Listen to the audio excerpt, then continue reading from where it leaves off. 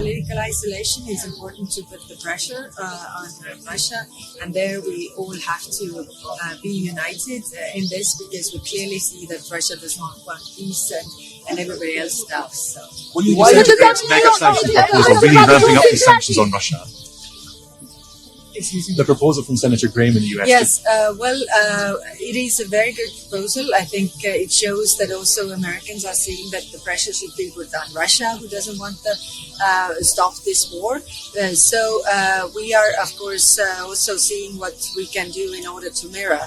I think when we are talking to the Americans, they are saying that it's a good chance that this will go through the Senate. Of course, they have their other procedures there, but I think it's important as a message as well that Americans are seeing that this is important to put the pressure on Russia, and we have the tools, and Americans also have the tools to do it. Can we ask about the talks in Turkey? I was in Azerbaijan. I will meet the Prime Minister here, and I will also go to Armenia. So I think it's also important to take the tensions down in this region and see what more can we do in this very difficult global area.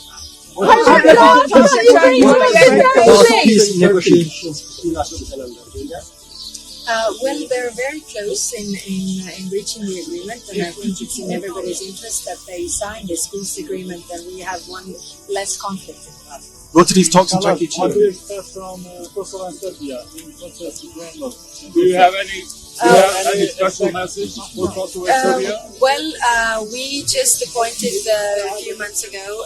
We appointed the new special representative for the Belgrade-Pristina dialogue, and we expect the normalization of the relations. Of course, I spoke yesterday both to President Vučić as well as President Osmani, and we see what more can we do. I'm going to Kosovo and Serbia next week, actually, to also sit down with them to see how we can proceed in the normalization process. Hi, Rep, I want to ask about Turkey specifically and these talks going on. What do you make of it? Do you actually think it will yield some success? Are you optimistic, or do you think it's a fiasco that we didn't actually get the meeting of the leaders? I think everybody else was ready for the meeting of the leaders. Zelensky was saying, and also President Trump, I think, was saying that the leaders level meeting could be there. But like I guessed, Putin doesn't dare to come really. So I think downplaying this shows that they are not serious about the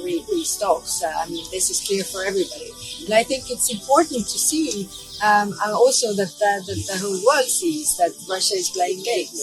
What are the consequences? Realistic the idea that Albania can be part of the EU in 2030? Yes, I think Albania is making great progress when it comes to reforms.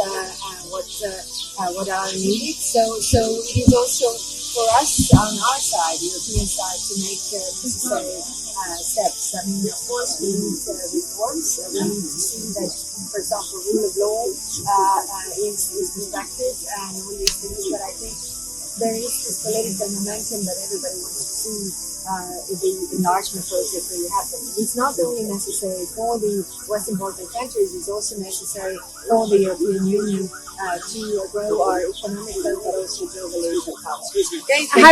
One last question. Do you think that the Americans are realizing now that Putin does not want to negotiate? Well, it's clear for everybody. I think you can see it very clearly. It has been always over two months when Ukraine agreed and Putin and Russia is still playing games. So it must be clear for everybody. Thank you.